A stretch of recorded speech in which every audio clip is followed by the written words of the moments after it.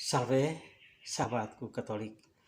Semoga damai sejahtera Tuhan kita Yesus Kristus selalu beserta kita hari ini dan seterusnya. Dan semoga kita hari ini juga selalu sehat walafiat. Dan seandainya mungkin ada saudara kita, keluarga kita, teman kita yang sedang sakit atau tidak enak badan atau ada masalah, marilah kita bersama-sama berdoa. Mohon Tuhan Yesus oleh bilur-bilurnya boleh menjamah dan menyembuhkan mereka, dan oleh kuasa Roh Kudus-Nya memberikan mereka jalan keluar atas segala masalah dan problema dalam hidup mereka. Mari saudaraku yang terkasih, hari ini saya mengajak kita merenungkan firman Tuhan dari Injil Matius bab 18 ayat 12 sampai dengan 14. Perumpamaan tentang domba yang hilang. Kita dahului dengan tanda kemenangan kita, tanda keselamatan kita dalam nama Allah Bapa dan Putra dan Roh Kudus. Amin. Inilah Injil Yesus Kristus menurut Matius. Bagaimana pendapatmu jika seorang mempunyai 100 ekor domba dan seekor di antaranya sesat? Tidakkah ia akan meninggalkan yang 99 ekor di pegunungan dan pergi mencari yang sesat itu?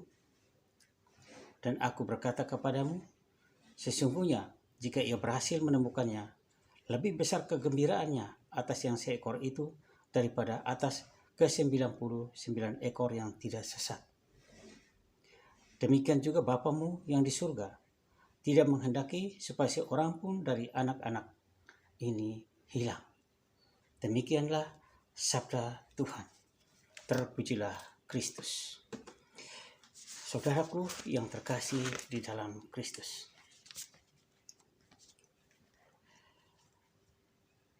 Ada cerita dari teman saya yang hobi mendaki gunung. Untuk berangkat mendaki sampai di puncak itu mudah, tidak terlalu susah jalannya. Yang masalah ketika kadang-kadang mereka hadapi adalah ketika kembali dari puncak. Kadang-kadang mereka kehilangan jejak yang sebenarnya.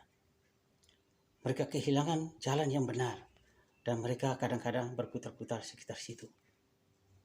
Tapi banyak kali mereka beruntung karena mereka bisa bertemu dengan para penebang-penebang pohon di hutan itu. Sehingga mereka bisa dapat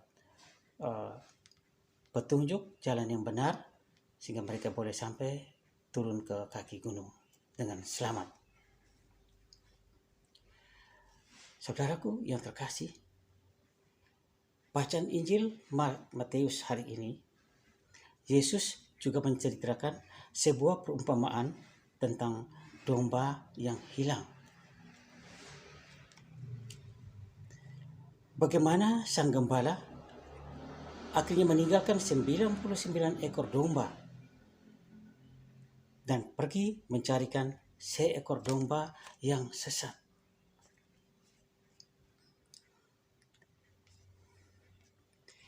Memang di dalam kawanan domba itu muncul ada domba-domba yang nakal. Bengal, ada domba yang tidak beres kelakuannya.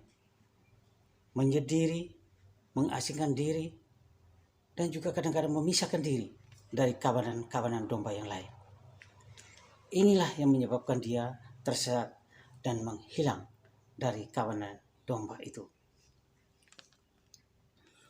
Yesus dalam Injilnya hari ini mau menegaskan sikap hati dan rasa tanggung jawab yang besar dari seorang gembala. Bagaimanapun nakalnya domba itu, ia tidak membiarkan domba itu mati, hilang, tersesat. Walaupun ia masih memiliki 99 ekor lainnya. Bahkan ia meninggalkan 99 ekor itu yang kira-kira berada di zona yang aman, tenang. Mereka sedang makan rumput di padang rumput. Ia meninggalkan dan ia pergi ke pegunungan untuk mencari domba yang hilang, domba yang sesat. Ia mau bersusah payah pergi ke pegunungan untuk mencari domba yang sesat itu. Sebab bagi dia, setiap seekor domba itu sangat berharga di matanya. Entah kondisi domba itu macam apapun, tetap berharga di mata sang gembala ini. Dan ketika dia menemukan domba itu yang sesat, ia memikulnya, memeluknya, dan menaruh di bahunya. Ia memikul di bahunya. Betapa amat girang hatinya si gembala menemukan kembali dombanya yang hilang. Ia sungguh berbahagia.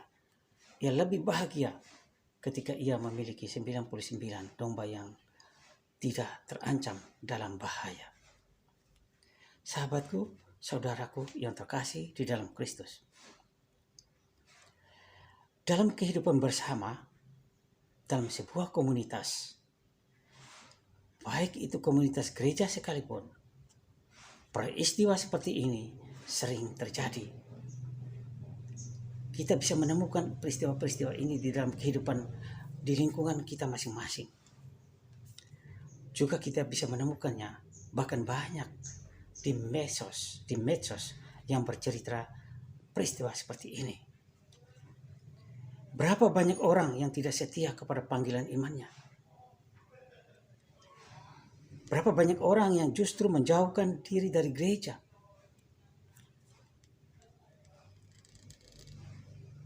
Bahkan mereka memusuhi kawanan kita sebagai orang Katolik. Dulunya sebagai orang Katolik, sekarang menjadi musuh bagi dia. Berapa banyak orang yang kurang puas dengan sikap tingkah laku teman-teman gerejanya. Berapa banyak orang kurang puas dengan ibadat-ibadat liturgi Katolik yang dianggap membosankan, monoton, tidak menarik. Lalu meninggalkan gereja Katolik dan mencari gereja-gereja non-Katolik di luar. Bahkan ada yang menyeberang ke agama lain. Mereka berbuat demikian karena mereka tidak memahami ajaran gereja Katolik dengan benar. Mereka tidak memahami makna liturgi yang benar di dalam liturgi gereja Katolik. Lalu mereka berjalan, pindah ke jalan yang lain. Mereka menjadi tersesat. Dan tidak ada orang yang bisa menolong mereka untuk kembali ke jalan yang benar. Saudara-saudaraku yang terkasih di dalam Kristus. Ketika kita menghadapi seperti ini, kiranya ada gembala yang memperhatikan mereka yang tersesat. Dituntut untuk memperhatikan mereka. Apakah kawanan domba yang lain seperti sesama umat di lingkungan? Kita saling meneguhkan, saling menopang, saling menasihati dalam iman. Sehingga kira-kira orang yang melangkah ke arah yang agak salah bisa tertolong oleh karena nasihat, oleh karena topangan, oleh karena kedekatan kita dengan mereka, oleh karena kunjungan kita. Tetapi sungguh sangat menyedihkan sekali ketika kita tahu bahwa ada saudara kita yang tersesat. Kita malah menjauhkan diri dari mereka dan membiarkan mereka pergi begitu saja.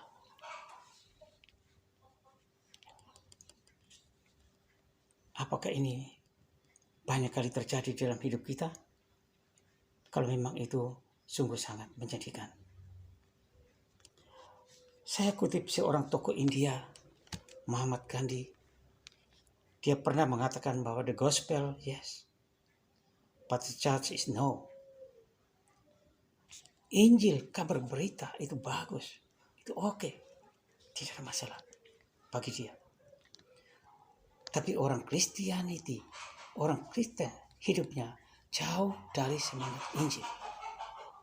Dia tidak simpatik dengan kehidupan orang Kristen. yang bertolak belakang dengan semangat Injil. Ini kata tokoh India Mahatma Gandhi.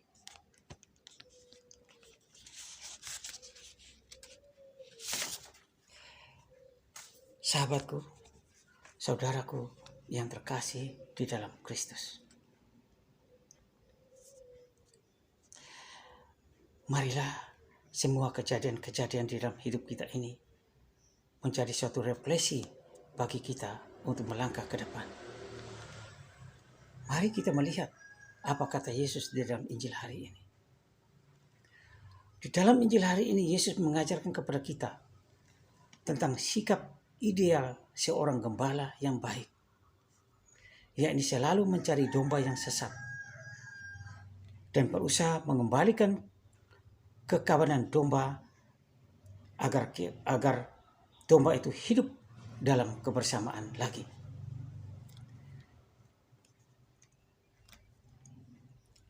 Injil hari ini mengajak kita untuk berusaha menemukan saudara-saudara kita yang terancam tersesat, yang terancam salah jalan. Dengan nasihat, dengan kunjungan kita boleh mengembalikan kembali mereka pada kelompok kita dalam perjalanan hidup iman kita bersama. Injil hari ini juga menggambarkan dalam pribadi sang gembala betapa Allah Bapa kita di surga adalah Allah Bapa yang maha rahim dan maha pengampun. Ia Bapa kita yang maha baik, yang selalu membuka pintu surga bagi kita, anak-anaknya. Sahabatku, saudaraku yang terkasih di dalam Kristus. Allah Bapa kita di surga adalah Allah Bapa yang bukan menghukum, tapi justru Ia selalu menanti kita, anak-anaknya, untuk bertobat dan datang kepadanya. Dan Dia akan datang merangkul dan memeluk kita. Sebagaimana contoh kita melihat di cerita anak yang hilang. Supaya kita boleh bersukacita bersama-sama di dalam rumahnya.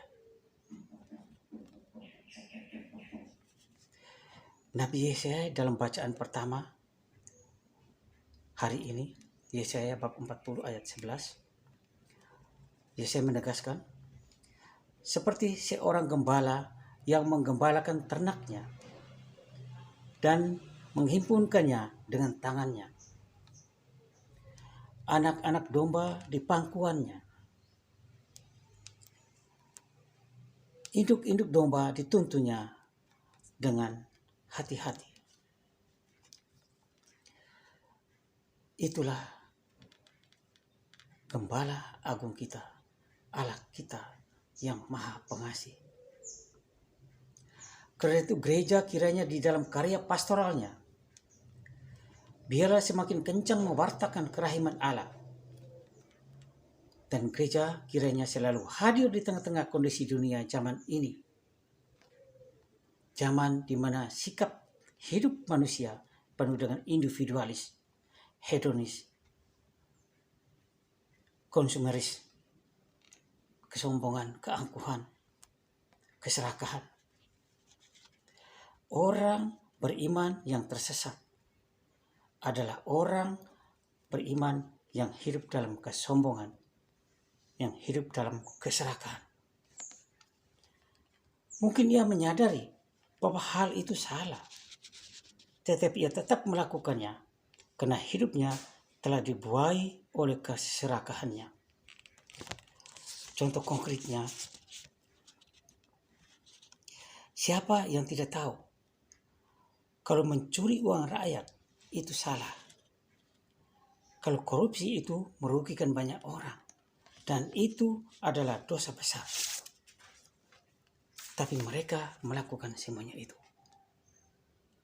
Karena itu gereja sebagai gembala seharusnya hadir di tengah-tengah mereka sebagai gembala yang baik untuk merawat, merangkul mereka, dan menuntun mereka kembali untuk kembali ke jalan yang benar. Orang-orang yang terlantar dalam iman ini orang-orang yang kaya akan dunia tapi miskin akan iman ini. Supaya mereka sadar dan dapat mengalami kerahiman Allah, Bapa yang Maha Pengampun. Allah Bapa kita itu Maha Belas Kasih. Dan inilah gereja, tugas gereja, menghadirkan kasih sayang Allah dalam karya-karya nyata di dalam hidup sehari-hari. Terutama di masa Advent ini, masa bertobat. Biarlah semua kawanan domba saling meneguhkan. Biarlah kita sesama umat saling mendukung dan mendekatkan kepada saudara-saudara kita yang mungkin sedang krisis iman. Saudara-saudara kita yang tak pernah aktif ke gereja atau tidak pernah aktif kegiatan-kegiatan gereja, mereka apatis. Biarlah mereka memulai hidup baru. Biarlah mereka juga sadar dan boleh memahami betapa baiknya Allah, Bapa kita di surga. Biarlah mereka juga boleh mengalami kasih sayang Bapa di dalam hidup mereka. Anggota-anggota gereja yang baik ialah anggota yang selalu ikut serta, ambil bagian, partisipasi aktif dalam hidup dan karya jemaat. Dan seorang gembala yang baik ialah orang yang selalu mengusahakan kebersamaan hidup jemaatnya itu. Jemaat yang ia tuntun, yang ia gembalakan. Supaya selalu hidup rukun, hidup bersatu dalam cinta dan kasih. Semoga Roh Kudus, Roh Allah, menguatkan kita dan menerangi kita untuk bersaksi tentang kebenaran kasih Allah. Gloria in excelsis Deo, et in terra pax hominibus. Kemuliaan bagi Allah di surga dan damai di bumi bagi umat manusia. Semoga Tuhan memberkati kita semua. Amin.